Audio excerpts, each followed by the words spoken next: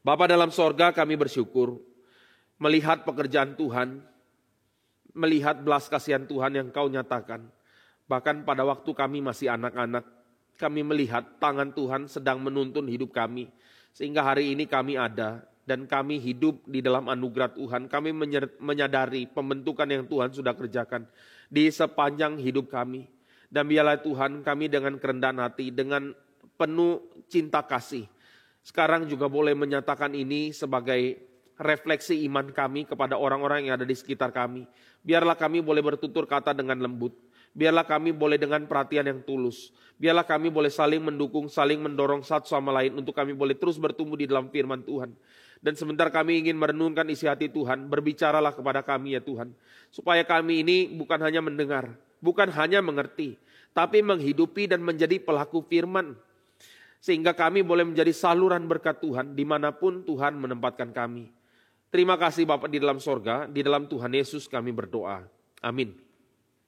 Bapak Ibu Saudara sekalian, minggu lalu kita sudah merenungkan ya beberapa bagian dari Matius pasal 11. Kita memahami ada satu pergumulan mendasar daripada Yohanes Pembaptis. Kenapa begitu? Di minggu lalu kita sudah renungkan bahwa pengharapan eskatologis atau pengharapan akhir zaman tentang kedatangan Sang Mesias yang dibicarakan di dalam Perjanjian Lama itu selalu bicara mengenai hari Tuhan. Hari Tuhan, hari Tuhan, hari penghakiman, hari Mesias datang. Hari di mana Mesias itu membawa keteraturan, order, membawa damai sejahtera, membawa penghukuman bagi mereka yang tidak kenal Tuhan. Ini adalah pengharapan yang banyak sekali di dalam Perjanjian Lama. Salah satunya adalah di dalam kitab Habakuk, Yesaya, Yeremia, seluruh kitab nabi-nabi. Semua berbicara mengenai pengharapan ini. Saudara. Oleh sebab itu, Yohanes Pembaptis itu pada waktu dia di penjara, dia mendengar Tuhan Yesus melakukan banyak hal, tapi apa yang diharapkan belum terlihat. Saudara. Masih kelihatannya baik-baik, tidak ada oposisi dengan pemerintahan Romawi, yang mana notabene hari itu Herodes Antipas itu sedang melakukan sebuah tindakan yang immoral, mengambil istri saudaranya sendiri Herodias. Dan saudara, yang dilakukan oleh Yohanes Pembaptis itu adalah sesuatu hal yang saat itu mungkin menurut dia agak sedikit berbeda dengan yang dilakukan oleh Tuhan Yesus. Karena Tuhan Yesus belum menegur, belum melakukan apa? Satu teguran publik yang terbuka. Tuhan Yesus belum menegur daripada pembesar, belum menegur daripada raja. Tapi Yohanes Pembaptis sudah melakukan ini. Mulai dari suara yang berseru-seru di padang gurun, diseru-serukan bertobat. Kamu, hei keturunan ular beludak, jangan pikir bisa lewat daripada penghakiman Tuhan. Dan bukan hanya itu, Yohanes Pembaptis menegur sampai kepada Herodes Antipas, sampai dia masuk ke dalam penjara.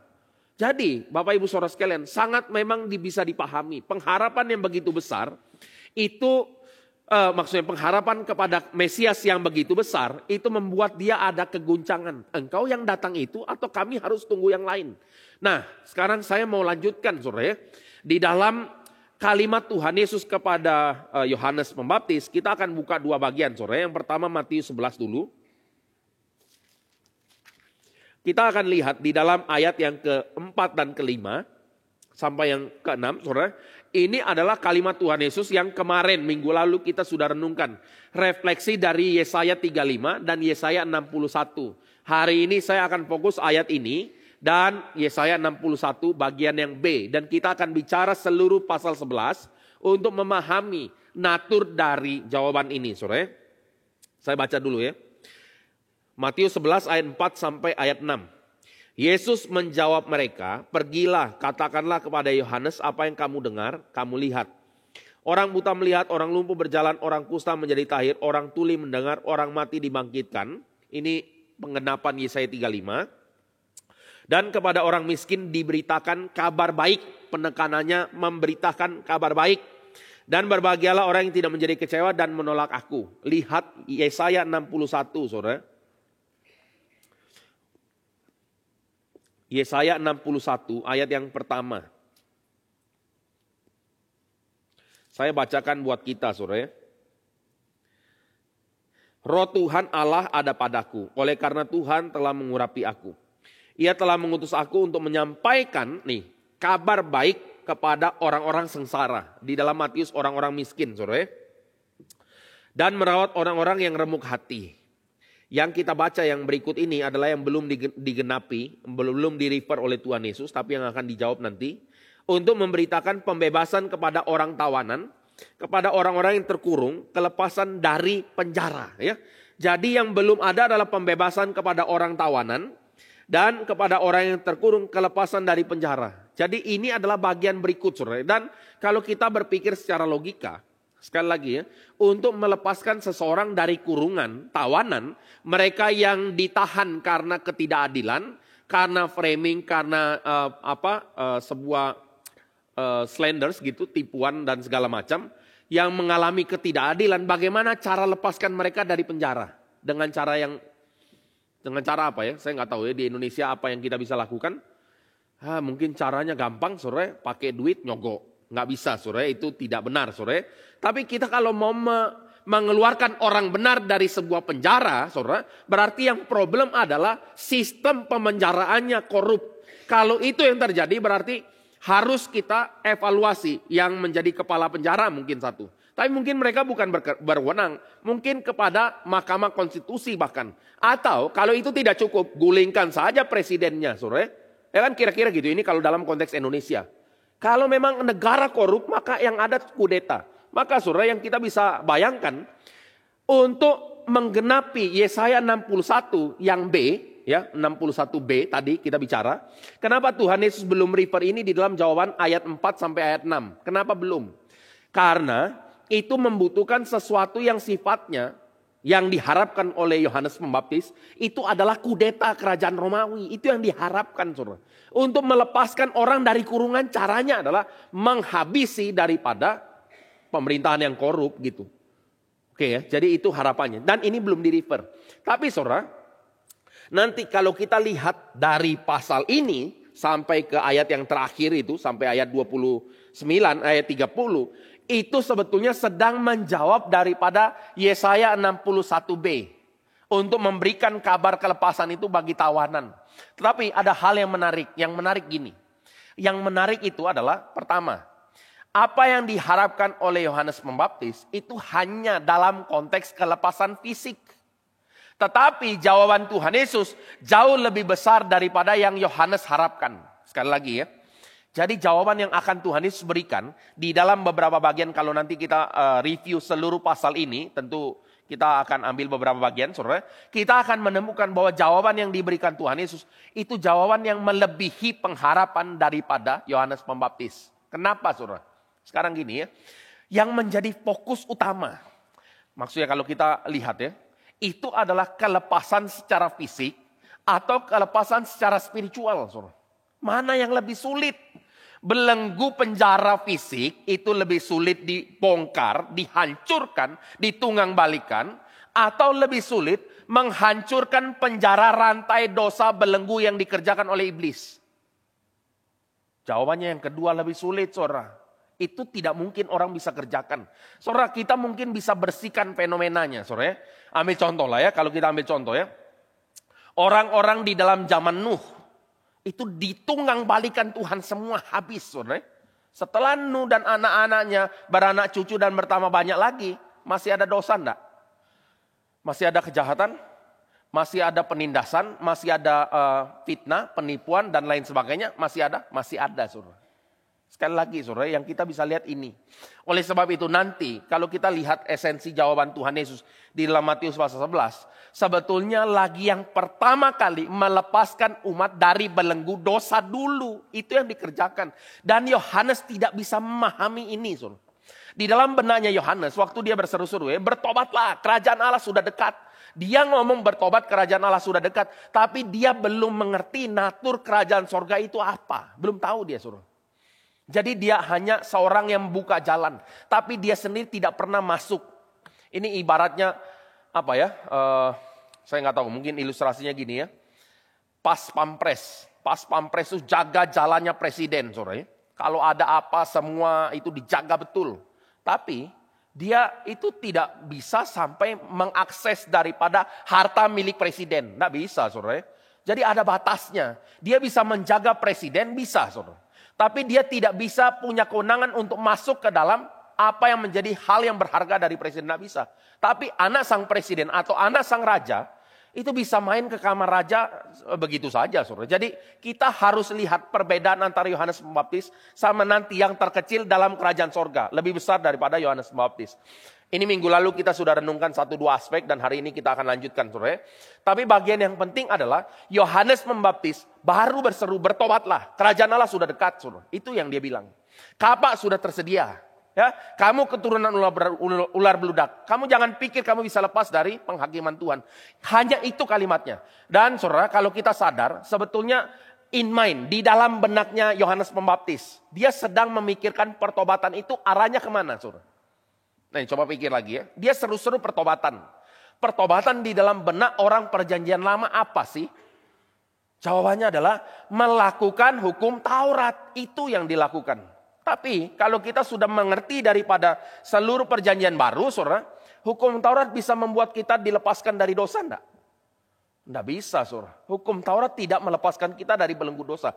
Justru di dalam Roma menyatakan bahwa karena ada hukum Taurat, kita justru tahu bahwa kita adalah orang yang binasa.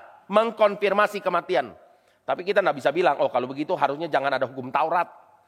Oh tidak, saudara. Ada hukum Taurat atau tidak, tetap mati yang berdosa. Tapi dengan adanya hukum Taurat, kita jadi tahu pelanggaran kita itu apa saja. Itu saja, saudara.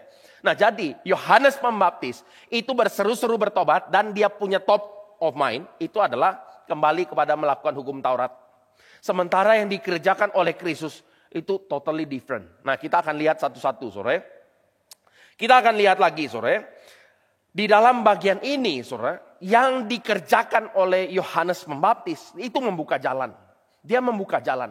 Tetapi yang dikerjakan oleh orang-orang di dalam kerajaan sorga, yang dikatakan terkecil itu adalah membawa orang diselamatkan, dilepaskan dari belenggu dosa yang tidak bisa dipahami oleh Yohanes Pembaptis kepada Kristus. Jadi dilepaskan dari belenggu dosa oleh karena anugerah. Jadi ini yang dikerjakan oleh orang-orang di dalam kerajaan sorga.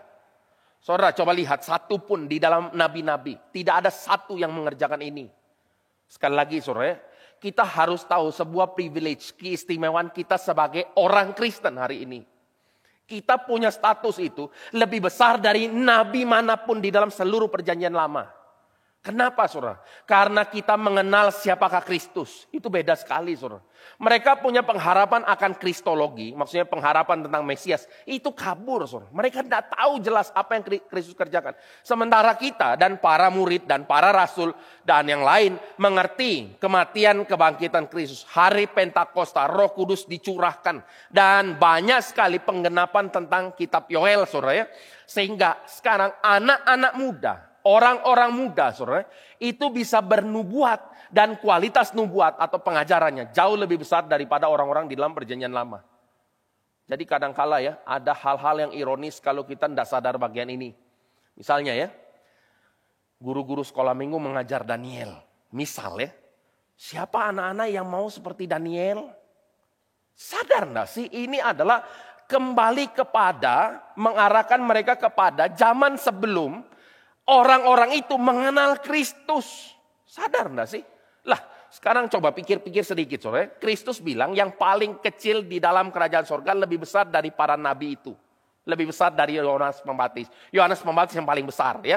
Lebih besar dari Daud, lebih besar dari Daniel, dari seluruh nabi. Itu Yohanes Pembaptis. Tapi kadang yang tidak disadari oleh guru sekolah minggu apa? Diajar anak-anak itu untuk menghidupi narasi perjanjian lama sebelum mereka clear siapa Kristus. Aneh enggak itu? Aneh, saudara. Jadi yang diajar apa, saudara? Yang diajar adalah mari kita jadi seperti Daud. Lah, sebentar dulu. Kenapa harus jadi seperti Daud? Ya karena Daud berani lawan Goliat.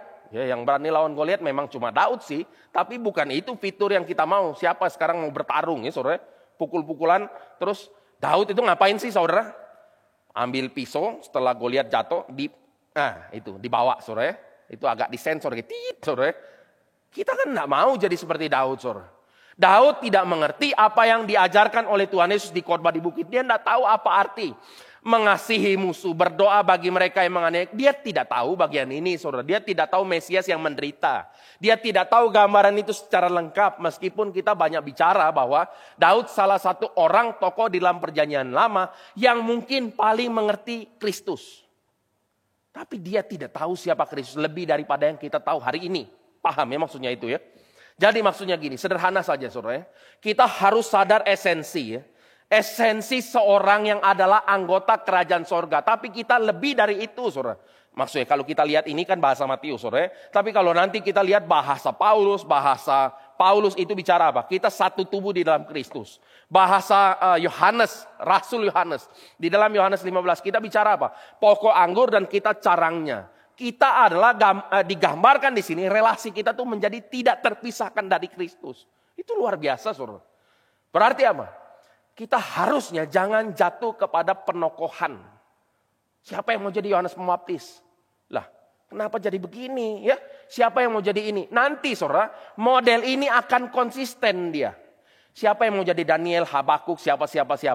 Terus ya karena ini sudut pandangnya, nanti waktu ditanya siapa yang mau jadi Petrus, Paulus dan segala macam, mereka akan lihat tokohnya, bukan esensinya saudara. Sekali lagi saudara ya. Mereka akan lihat tokohnya yang hebat itu loh. Ini glorifikasi manusia. Kalau di dalam orang-orang yang tidak kenal Tuhan, mereka punya idola adalah Ronaldo, Messi, siapa lagi? Kalau UFC ada siapa sore zaman-zaman dulu ada siapa-siapa ahli-ahli bela diri itu tokohnya. Kalau orang-orang yang tidak nonton bela diri dan tidak nonton balap mobil atau motor, saudara, nanti idolanya adalah apa? Tokoh-tokoh Korea itu. Ya, jadi begini kan saudara, orang akan mengidolakan tokoh gitu. Sampai ke Alkitab, sudut pandang mengglorifikasikan manusia itu sama. Jadi ini problem daripada pembacaan firman. Sekali lagi saudara. Jadi ini mengakar di mana-mana saudara. Karena sederhana saja. Mereka tidak mengerti pengharapan yang terkandung di dalam Kristus. Tidak mengerti betapa mulianya. Tidak mengerti berkat rohani yang sudah diberikan di dalam Kristus. Tidak mengerti semua ini. Maka kemarin ada satu kalimat Pak Eko ya. Pendeta Eko Arya dalam tanya jawab dia bilang gini. Banyak orang itu ingin ke sorga karena tidak mau ke neraka. Sekali lagi saudara. Mau ke sorga kenapa? Karena lebih baik daripada pergi ke neraka. Coba pikir lagi sore. Kayaknya ini benar juga ya kan gitu kan ya. Kenapa jawabannya begini? Karena mereka tidak mengerti pengharapan yang terkandung di dalam Kristus. Makanya kalau ditanya di sorga ngapain? Ini kita pernah bahas. Oh iya ya di sorga ngapain ya? Main gitar, piano, paduan suara. Berapa lama? Selama-lamanya. Langsung gitu ya. Mati saya ya tangan kemeng, pegel ya saudara. Terus leher mau bagaimana nyanyi terus setiap hari selama-lamanya. Oh mati saudara. Jadi ngapain di situ? Ngongko-ngongko kayaknya boring, bosan. Itu jelas kenapa saudara? Karena tidak ada pemahaman akan pengharapan betapa mulianya itu saudara. Tidak tahu dia. Makanya pengharapannya tidak ada nyata di dalam hidup ini. Dalam hidup ini tidak mencerminkan akhirnya bahwa kita adalah anggota kerajaan sorga. Tidak kelihatan saudara. Pengharapan itu tidak kelihatan. Tapi idealnya saudara, ini sekarang kita mau bicara satu tahap lagi. Kita lihat gini ya. Coba kita bandingkan Yohanes dengan para murid Tuhan Yesus. Yohanes Pembaptis kalau kita bicarakan, dia adalah tokoh yang spektakuler. Besar sekali orang ini saudara. Membawa banyak sekali orang bertobat. Ya, datang ke padang gurun. Silsilah keluarganya, bagaimana dia dikandung. Terus dia makan, minum, itu semuanya nyentrik saudara. Sangat menyolok. Itu adalah Yohanes Pembaptis. Selama itu udah belajar firman tahunan. Saudara. Itu Yohanes Pembaptis. Saudara. Tetapi coba lihat. Petrus, Yohanes, Yakobus dan kebanyakan rasul-rasul itu ngapain kerjaan mereka? Mostly mereka adalah nelayan. Mereka adalah nelayan. Pekerjaannya taunya apa? Mancing. Ya. Taunya apa? Narik cala.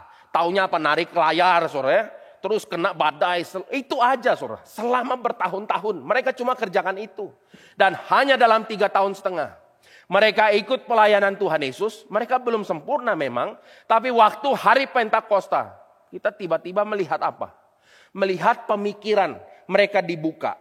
Murid yang di Emmaus, berjalan ke Emmaus, matanya dibuka, saudara. Dibuka oleh karena Kristus membuka itu kepada mereka, sehingga mereka mulai kenal Kristus yang ada di PL. Mereka tahu Kristus menggenapi narasi perjanjian lama. Mereka baru tercelik, mereka baru melihat dengan mata mereka sendiri siapakah Kristus. Dan sekarang waktu kita lihat di dalam perjanjian, khususnya di dalam Kisah Rasul, ada apa di situ? Ada cerita orang yang nobody. Bukan siapa-siapa. Mereka ini bukan siapa-siapa. Bukan orang terkenal, bukan orang kaya, bukan orang hebat, bukan orang disegani, ditakuti. Mereka kumpulan orang biasa saja. Dan pada waktu kita baca Kisah Rasul 4, saudara, waktu Yohanes dan Petrus ditangkap, diadili di mahkamah agama, mereka bingung. Kenapa? Karena mereka ini kan uneducated people. Orang tidak terpelajar. Tapi bisa memberikan pertanggungjawaban yang luar biasa besar. Kenapa, saudara? Karena itu karya Roh Kudus. Bedanya apa? Bedanya Roh Kudus memberikan pengertian. Seseorang mengerti siapakah Kristus seutuhnya, saudara. Dan kita lihat dari sana, pemberitaan itu tidak bisa dibendung. Sekali lagi, saudara. Kalau Yohanes Pembaptis hanya satu, di dalam zaman para rasul langsung belasan. Dan tidak lama kemudian langsung puluhan bertambah terus, saudara. Dan salah satu tokoh yang mungkin tidak signifikan kalau kita pikir-pikir ya. Secara manusia ini maksudnya. Stefanus. Stefanus itu siapa? Diaken. Ya.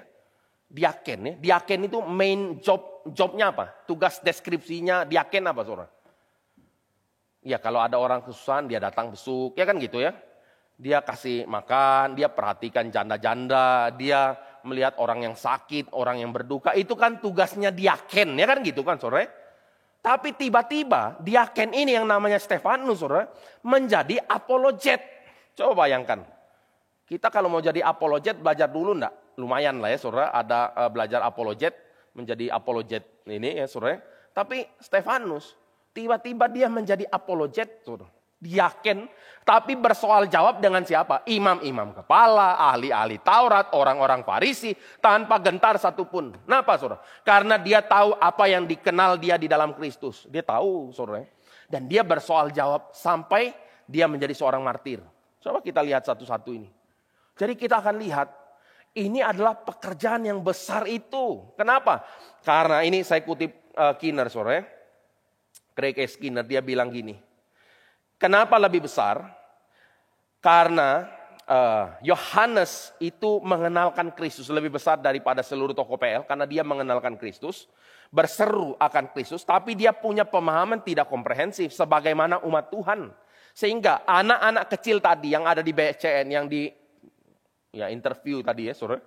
Mereka lebih mengerti banyak daripada Yohanes Pembaptis mengerti tentang Kristus. Minimal, saudara, dari sekolah minggu. Mereka sudah tahu apa? Kita diselamatkan dalam Kristus yang mati dan bangkit itu. Yohanes Pembaptis has no idea gitu. Dia sudah mati sebelum Tuhan Yesus mati. Dia tidak melihat Kristus bangkit. Dia tidak melihat hari Pentakosta. Saudara. Besar nah ini, besar sekali, saudara. Dan inilah sebabnya Bapak Ibu Saudara sekalian. Sekarang kita masuk ke dalam bagian berikut. Bagian berikut tuh gini ya. Waktu kita dengar kalimat Tuhan Yesus yang terkecil lebih besar daripada Yohanes Pembaptis. Kita ada ekspektasi nggak, saudara? Kita harus tahu ini, ekspektasi yang diekspek sama Yohanes Pembaptis adalah kelepasan secara politis. Ya kan gitu kan ya? Kelepasan secara sosial masyarakat itu ditata kembali, saudara. Dia mengharapkan sebuah penghakiman bagi orang-orang yang menyerong hati itu. Dia mengharapkan ini Yohanes Pembaptis. Sekarang Tuhan Yesus bilang yang paling kecil dalam kerajaan surga lebih besar dari Yohanes Pembaptis. Dalam konteks ini, saudara, kalau kita dengar, ya, pengharapan kita apa, saudara? Sekali lagi ya, Yohanes Pembaptis itu kerjaannya ngapain? Berseru-seru di padang gurun, ya kan? Melawan daripada ahli Taurat, orang Farisi, pemimpin agama, bahkan raja. Itu ya ditegur sama Yohanes Pembaptis. Sekarang kalau ada berita bahwa yang paling kecil dalam kerajaan surga lebih besar dari Yohanes Pembaptis, kita harapannya apa? Pengharapannya besar dong, saudara. Keberadaan umat Tuhan satu saja lebih besar dari Yohanes Pembaptis. Jadi bayangkan gini, saudara. Yohanes Pembaptis satu. Sama seorang yang paling kecil di dalam kerajaan surga lebih besar dari Yohanes Pembaptis. Mungkin kalau dikomparasi 1:10, saya nggak tahu lah ya. Kalau hitung-hitungan matematis nggak bisa sih dilakukan itu. Tapi kalau kita lakukan, saudara, berapa? Satu umat Tuhan lebih besar dari dia. Berarti ya dibandingkan beberapa Yohanes Pembaptis. Kalau kita semua lebih besar dari Yohanes Pembaptis. Bayangkan saudara ya, apa yang bisa terjadi, apa yang kita harapkan. Yang kita harapkan tentu saja. Ada berita kenabian saudara. Suara kenabian itu dikumandangkan. Orang-orang kembali kepada firman. Orang-orang itu menegur dosa. Tidak takut sama siapapun juga. Takut cuma satu. Ini kan ada di dalam Matius 10 kemarin ya. Takutlah kepada dia yang bisa membunuh tubuh dan juga jiwa. Kepada yang lain tidak, saudara. Kompromi tidak. Jadi lebih ngotot daripada Yohanes Pembaptis harusnya. Dan sekarang saudara, kita akan masuk di dalam satu bagian dulu sebelum saya lanjutkan. Kepada satu ironi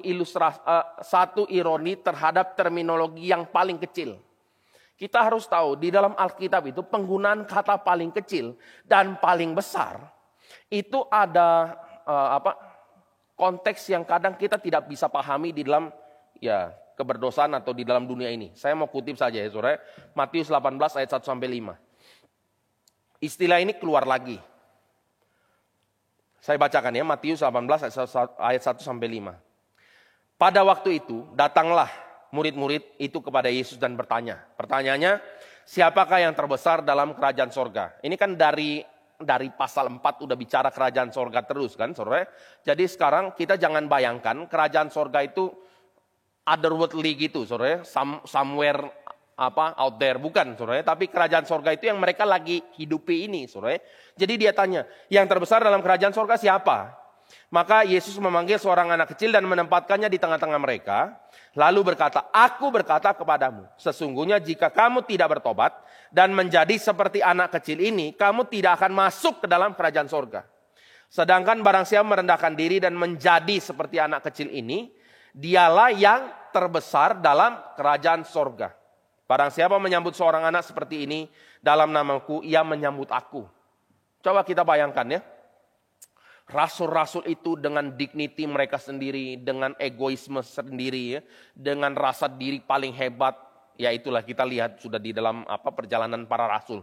Rasa paling berpengaruh, rebutan siapa yang paling besar. Digambarkan ini orang-orang koleriknya banyak saudara ya.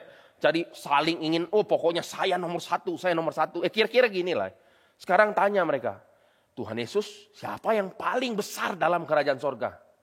Kamu kalau nggak jadi seperti anak ini kecil, saya nggak tahu ya gambaran itu kalau di Indonesia agak lebih sadis ya saudara. Anak kecil tidak pakai sepatu, ingusnya warna hijau ya saudara. Yang tidak jadi seperti anak kecil ini misalnya kan ya, tidak akan masuk kerajaan sorga. Itu menakutkan loh saudara. Karena akan membongkar seluruh pemikiran daripada para rasul hari itu. Mau jadi paling besar kok suruh paling kecil seperti ini. Tapi saudara, kita harus tahu fitur seorang anak. Kenapa? Ini sangat penting, banyak orang yang bahas ini. Seorang anak itu, fitur utamanya adalah berserah, percaya, dan taat. Kita kalau punya anak saudara, anak kecil ya. Kalau udah gede kan susah saudara. Ya makanya itu balik lagi. Kalau ada anak kecil, kita panggil anak saya misalnya. Yedi Kaswar sini. Datang pasti saudara. Ayo ikut papa. Meskipun dia tanya kemana, tetap aja jalannya ngikut saudara. Ikut saudara. Itu percaya, pasrah, berserah. Udah ikut saja. Ini fitur yang paling utama. Dan balik lagi, kalau kita kaitkan ini dengan khotbah di bukit pasal 5 sampai pasal 7. Pasal 5 khususnya yang bicara 10 ucapan bahagia. Hidup miskin di hadapan Tuhan, itu hidup bergantung. Hidup bergantung. Dan kalau kita lihat kalimat-kalimatnya Paulus, dia bilang ya, dalam urusan dosa, jadi seperti anak kecil saudara. Saudara tahu ya kalimat ini. Yaitu bicara apa? Anak kecil itu kalau di dalam konteks gambaran Paulus ya, berbuat dosa itu berbuat hal-hal yang dia tidak sengaja. Bukan hati yang jahat saudara. Tidak ada anak kecil itu hatinya dari sononya mau membunuh orang lain. Tidak saudara. Paling bertambah, yang maksudnya ya jengkel-jengkel dikit lah. Tapi nggak sampai seperti orang gede. Buktinya apa? Orang tua sama anak-anak. Anaknya ribut, orang tuanya ribut. Anaknya udah damai, orang tuanya masih ribut. Ya kan gitu. Masih sentimen bertahun-tahun tidak kelar-kelar. Anaknya udah dari dulu udah maaf-maafan, udah main-main bersama. Nah itu fitur anak kecil. Jadi Tuhan Yesus bilang, yang terbesar seperti anak kecil ini. Nah sekarang ini membongkar kita punya sudut pandang saudara. Dan ini adalah bagian penting. Nah balik lagi saudara. Sekarang kita akan melihat sekali lagi ya, fitur utama. Ini adalah bicara sekali lagi keberadaan anggota kerajaan sorga yang paling kecil. Dampaknya sudah seperti ini.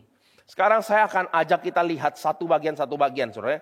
Kita akan lihat seluruh pasal 11, tapi tentu saja porsinya kita lihat bagian-bagian tertentu saja. Saya mau bicara lagi di dalam ayat 12 ya. Ayat 12 ini, setelah persis bicara yang paling kecil dalam kerajaan surga lebih besar dari Yohanes Pembaptis, ayat 12 dibuka dengan suatu polemik, pertentangan, seperti yang dipahami juga oleh Yohanes Pembaptis. Ayatnya ini, saya baca. Sejak tampilnya Yohanes Pembaptis hingga sekarang, ya, kerajaan sorga diserong dan orang yang menyerongnya mencoba menguasainya. Oke, jadi saudara, sejak Yohanes Pembaptis memberitakan mengenai kerajaan sorga sudah dekat, sampai kepada Kristus, sampai kepada saat ini dibicarakan, kerajaan sorga itu diserong, ada banyak orang yang mencoba merebut, menguasainya. Bisa nggak? Ya, tentu saja nggak bisa. Tapi kalau kita lihat di dalam Matius saja, saudara, kita lihat apa? Pertama, kelahiran Kristus itu penuh dengan polemik pembantaian yang dilakukan oleh Herodes Agung. Kita sudah lihat ini, mencoba untuk mematikan kerajaan sorga. Lalu, Yohanes Pembaptis, sang pembuka jalan, ditawan oleh Herodes Antipas, anaknya Herodes Agung, saudara. Jadi kita lihat memang kerajaan sorga ini seolah-olah mau ditekan dan dimatikan. Tapi tidak mungkin bisa terjadi, saudara. Tidak mungkin bisa terjadi. Tapi sebelum itu, saudara, kita mau membahas apa yang dinyatakan oleh Tuhan Yesus dulu sampai ayat 19. Saya bacakan dulu, saudara. Sebab semua nabi dan kitab Taurat bernubuat hingga tampilnya Yohanes, dan jika kamu mau menerimanya, dialah Elia yang akan datang itu. Siapa bertelinga hendaklah ia mendengar. Dengan apakah akan kuumpama angkatan ini? Mereka itu seumpama anak-anak yang duduk di pasar dan berseru kepada temannya. Kami meniup seruling bagimu, tapi kami tidak menarti. Kami menyanyikan kidung duka, tapi kamu tidak berkabung. Karena Yohanes datang, ia tidak makan dan tidak minum. Dan mereka berkata, ia kerasukan setan. Kemudian anak manusia datang, ia makan dan minum. Dan mereka berkata, lihatlah, ia seorang pelahap dan peminum, sahabat pemungut cukai dan orang berdosa. Tapi hikmat Allah dibenarkan oleh perbuatannya. Saudara, kadang kita baca ini, kita lewat saja ya, karena kita nggak terlalu mengerti konteksnya. Di dalam konteks itu, saudara, anak-anak ini kita jangan pikir anak-anak SD, enggak, saudara. Anak-anak itu yang main suling itu, mereka itu main suling di tempat pernikahan. Jadi maksudnya orang-orang yang udah dewasa juga lah ya. Jadi main suling di dalam pernikahan. Dan normalnya orang menari bahagia di dalam pernikahan, ya kan gitu. Tapi ini digambarkan, ada yang main suling, mereka sudah datang ke dalam pernikahan pesta itu, tapi mereka tidak ikut berbahagia. Dan ada di dalam kedukaan, menyanyikan kidung duka. Tapi kamu tidak ikut berduka, kamu tidak ikut berkabung.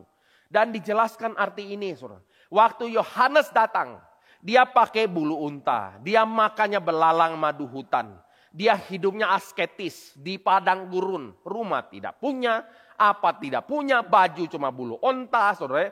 Mungkin kaki, alas kaki juga ada atau tiada, nggak jelas, saudara. Dia tidak punya apa-apa, tapi yang dia punya satu saja. Apa itu? Suara kebenaran dan kenabian. Tapi coba bayangkan ya, nabi paling besar ini di dalam seluruh PL dibilang apa? Kerasukan setan. Coba bayangkan, saudara. Jadi maksudnya berita-berita yang dibawa oleh Yohanes Pembaptis apa? Berita lamentasi, berita pertobatan, berita peringatan supaya bertobat, saudara. Mereka tidak bertobat. Dan sekarang waktu anak manusia datang membawa berita tentang kelepasan. Membawa berita tentang penghiburan. Kamu juga tidak bersuka cita kedatangan Kristus. Kamu bilang dia pelahap dan peminum. Ini angkatan zaman ini seperti ini. Nah, sebelum saya masuk ke bagian berikut, saudara, kita harus mengerti. Ini saya pernah ngomong juga. Di dalam setiap hal, setiap kesempatan Tuhan sudah kasih peringatan sebelum melakukan penghakimannya. Sebelum manusia jatuh dalam dosa, Tuhan sudah peringatkan Adam ya, dan Hawa juga ya, satu paket suami istri ini. Setelah itu tahu. Setelah itu ada peristiwa Kain dan Habel. Sebelum Kain bunuh Habel sudah diperingati.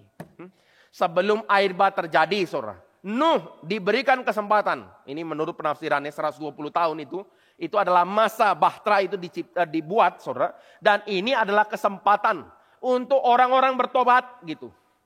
Kita kan tahu ya, Nuh adalah pemberita kebenaran.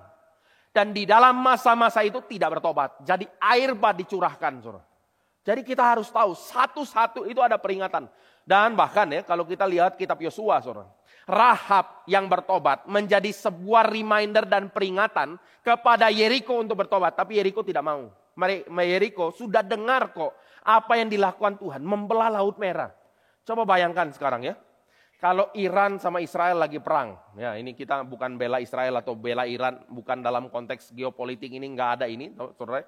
Tapi coba ya, kalau hari ini berperang, saudara, lalu tiba-tiba Israel itu membelah Laut Merah lagi. Bangsa mana yang tidak lari terbirit-birit, saudara? Ya, coba pikir ya, saudara. Ini baru dikena bomnya Amerika, pesawat yang tanpa bayangan itu, saudara.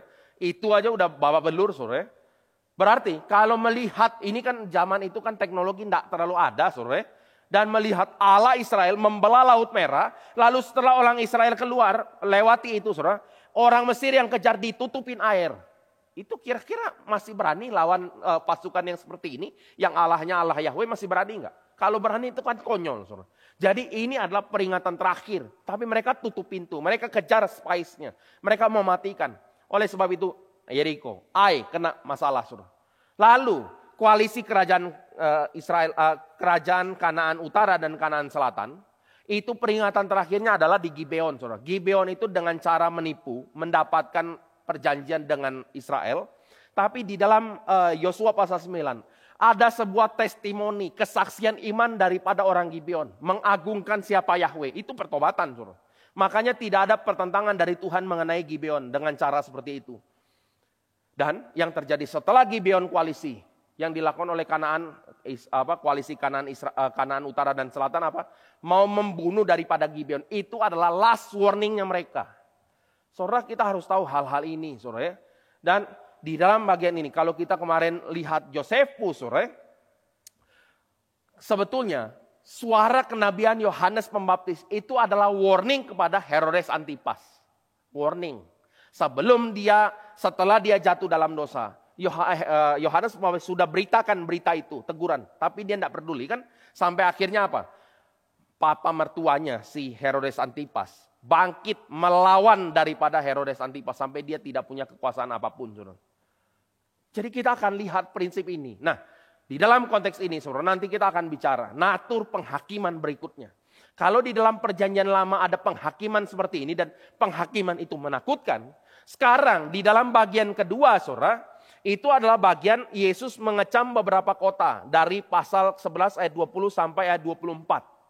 Ini adalah perbandingan penghakiman superlatif. Maksudnya perbandingan penghakiman yang tidak apple to apple degree-nya atau standar murkanya, saudara. Karena apa? Nah, karena saudara, di dalam perjanjian lama mereka itu standar penghakimannya adalah Taurat. Sementara standar penghakimannya adalah menolak Kristus. Saudara, kita harus tahu satu hal ya. Ini jangan main-main ya. Salib itu gambaran kesabaran Tuhan. Sabaran Tuhan dalam menanggung murkanya. Salib itu adalah pemberian yang paling berharga yang Tuhan berikan kepada umat manusia. Itu Kristus di atas kayu salib. Tidak ada pemberian yang lebih agung dari ini. Pemberian terbaik yang Tuhan berikan yaitu Kristus. Coba bayangkan ya, pemberian yang terbaik seperti ini diinjak-injak sama orang. Saudara bisa bayangkan nggak betapa besar murka itu akan dijatuhkan nanti. Itu mengerikan sekali, saudara. Nah, oleh sebab itu saya baca dikit ya, saudara. Jadi kita mulai memahami Yesaya 61 ayat 1b ya, mengenai lepas orang dari tawanan segala macam. Bagian pertama itu bicara mengenai penghakiman, Kristus bicara. Bagian kedua bicara kelepasan, itu ayat berikutnya. Saya baca dulu sini ya. Lalu Yesus, ini ayat 20, lalu Yesus mulai mengecam kota-kota yang tidak bertobat. Sekalipun di situ paling banyak ia melakukan mujizatnya. Celaka engkau Korazim, engkau Betsaida. Karena jika di Tirus dan Sidon terjadi mujizat yang terjadi di tengah kamu, itu tempatnya Ahab, saudara, dan Isabel, mereka sudah lama bertobat dan berkabung. Tapi ini ayat 22, aku berkata kepadamu pada hari penghakiman tanggungan Tirus dan Sidon lebih ringan daripada tanggunganmu. Berikutnya juga tentang Kapernaum dibandingkan dengan Sodom. Dan di dalam ayat 24 dibilang, aku berkata padamu pada hari penghakiman tanggungan negeri Sodom akan lebih ringan daripada tanggunganmu. Saudara, ini bicara natur daripada Kristus. Pada waktu dia melayani, dia bukan hanya sedang membawa orang kepada sebuah kelepasan. Ajakan juru selamat, nanti itu ayat 25. Tapi keberadaan dia sendiri, Itu menjadi sebuah konfirmasi penghakiman yang paling menakutkan bagi setiap orang yang menganggap enteng. Sekali lagi saudara ya, kalau Kristus, kita sudah kenal Kristus, tapi kita terus berbuat dosa, menista nama Dia. Sekarang saya mau ajak kita baca 1-2 bagian lagi saudara ya. Kita lihat dulu Ibrani. Ini mengerikan sekali, peringatan daripada surat Ibrani. Ibrani pasal yang kedua dulu. Ayat 1 sampai ayat 4. Saya bacakan singkat saja saudara ya. Maksudnya ya, kita harus tahu, natur daripada yang terkecil dalam kerajaan sorga, ini mempunyai bobot yang sama dengan kehadiran Kristus. Karena kita anggota tubuh Kristus. Dimanapun kita berada, kita menyatakan Kristus. Dan waktu itu Kristus menyatakan dirinya dan ditolak orang, dan konsekuensinya penghakiman yang mengerikan. Pasal 2 ayat 1 sampai 4 Ibrani. Karena itu harus lebih teliti kita memperhatikan apa yang telah kita dengar, supaya kita jangan hanyut di bawah arus. Sebab kalau firman yang dikatakan dengan perantaran malaikat tetap berlaku, itu bicara Taurat, saudara. Dan setiap pelanggaran dan ketidaktaatan mendapat balasan yang setimpal, bagaimanakah kita akan luput jikalau kita menyia-nyiakan keselamatan yang sebesar itu, yang mula-mula diberitakan oleh Tuhan atau Kristus dan oleh mereka yang telah mendengarnya kepada kita dengan cara yang dapat dipercayai, sedangkan Allah meneguhkan kesaksian mereka, para rasul dan seterusnya, oleh tanda-tanda dan mujizat-mujizat, dan oleh berbagai-bagai penyataan kekuasaan dan karunia Roh Kudus yang dibagi-bagikannya menurut kehendaknya. Berarti saudara, yang menolak Taurat saja sudah dihakimi, apalagi yang menolak Kristus. Pasal 10 ayat 30 sampai 31 Ibrani. Jadi ini tidak boleh main-main saudara. Kalau kita lihat di dalam bagian ini. Ibrani 10 ayat 30 sampai 31. Konteksnya adalah orang yang sudah mendengar ini, ayat 26 ya. Orang yang sudah tahu tentang kebenaran, tapi sengaja buat dosa. Maka tidak ada lagi korban untuk menghapus dosa itu. Itu kira-kira begini ya. Tapi yang ada ialah kematian yang mengerikan dan penghakiman dan api yang dahsyat yang akan menghanguskan semua orang durhaka. Seterusnya, saya baca lagi ayat 28. Jika ada orang yang menolak hukum Musa tadi, itu pasal 2 tadi, ia dihukum mati tanpa belas kasihan atas keterangan 2-3 saksi. Betapa lebih berat hukuman yang harus dijatuhkan atas dia yang menginjak-injak anak Allah, yang menganggap najis darah perjanjian yang menguduskannya, dan yang menghina roh kasih karunia atau menghina Roh Kudus. Sebab kita mengenal dia yang berkata, pembalasan adalah hakku, akulah yang menuntut pembalasan. Dan lagi, Tuhan akan menghakimi umatnya. Ayat 31, ngeri benar kalau jatuh ke dalam tangan Allah yang hidup. Saudara ya, ini kita akan sadar satu bagian ya. Keberadaan yang terkecil atau orang yang terkecil dalam kerajaan sorga. Di dalam hidup mereka, mereka akan menyatakan Kristus. Saudara. Di dalam seluruh ranah aspek hidup mereka.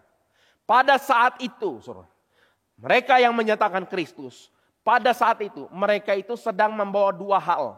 Berita, ajakan keselamatan dalam Kristus, atau konfirmasi penghakiman Tuhan.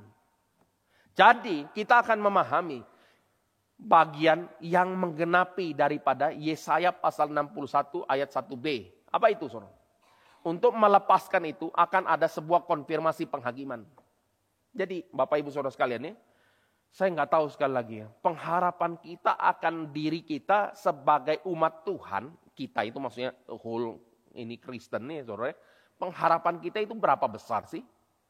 Jangan-jangan tidak ada pengharapan apa-apa. Jangan-jangan hanya menjalankan rutinitas hidup dengan berbagai keletihan, persoalan hidup, dinamika, problem hidup. Tapi tidak ada satu mindset pun, pikiran untuk menyatakan Kristus. Kalau itu yang terjadi, kita hidup tanpa Kristus. Saudara. Kalau kita hidup tanpa Kristus, kalau kita mengutip daripada Ibrani 10, ngeri benar itu saudara, kalau jatuh ke dalam tangan Allah yang hidup. Karena balik lagi ya, kita punya natur panggilan menyatakan Kristus. Ini bagian yang kedua saudara, yang terakhir saudara. Kita balik lagi ke dalam Matius 11 tadi. Jadi setelah itu akan ada ajakan juru selamat ya. Ini next time kita akan renungkan lagi ini, tapi saya bacakan sedikit ayat 25 ya. Pada waktu itu berkatalah Yesus, aku bersyukur padamu Bapa Tuhan langit dan bumi. Semuanya itu engkau sembunyikan bagi orang bijak, orang pandai, tapi engkau nyatakan kepada orang kecil.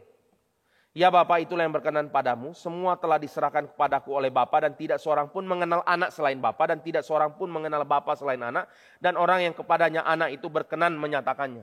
Baru masuk ayat 28 yang populer itu. Marilah kepadaku semua yang letih lesu dan berbeban berat, aku akan berikan kelegaan kepada kamu. Saudara, kita harus tahu apa yang menjadi kelegaan paling besar itu. Yaitu adalah kelepasan daripada sebuah tuntutan hukum Taurat yang digaung-gaungkan oleh Yohanes, yang masih mengkonfirmasi bahwa manusia tidak bisa lepas dari dosa dan mereka akan mati. Dan sekarang inilah, kalau kita mengerti bagian ini ya, inilah kelepasan yang bahkan Yohanes Pembaptis tidak sadari. Bahwa yang dikerjakan Kristus melepaskan umat dari dosa dan belenggu dan rantai itu. Saudara. Kematian yang kekal itu dimatikan oleh kematian Kristus yang mengalahkan kuasa kematian. Itu luar biasa sekali lagi. Itu siapa? Kita. Orang-orang yang menyatakan Kristus hidup. Jadi maksudnya gini ya, hiduplah sesuai dengan pengharapan yang terkandung di dalam Kristus yang mengalahkan kematian. Hiduplah di dalam Kristus yang memberikan kita satu kehidupan yang baru. Ini kan karya penciptaan baru ya saudara, yang lebih besar dari penciptaan langit dan bumi. Kita sudah renungkan bagian itu. Dan hiduplah dengan cara demikian saudara. Jangan hidup itu lihat diri terus. Sampai kapan saudara? Lihat diri self pity tidak habis-habis. Lihat pada Kristus saudara. Ubah hidup. Jalankan disiplin hidup. Ini menarik ya, di BCN kemarin ada pertanyaan. Pak bagaimana ya, saya udah ikut BCN berkali-kali. Ambil komitmen berkali-kali, tapi jatuh bangun. Nih. Ini adalah satu pergumulan yang genuine, saudara.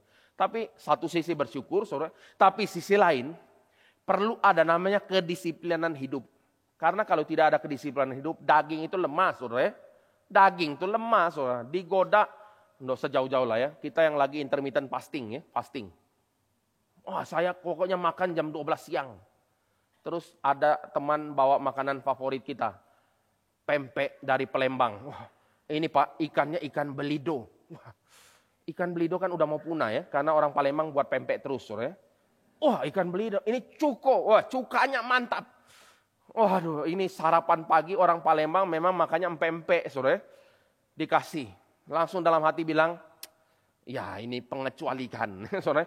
Pengecualian, ya udah makanlah dulu. Itu gampang, saudara. Maksudnya daging itu kita lemah sekali memang, sangat lemah. Tapi roh itu penurut. Maksudnya apa saudara?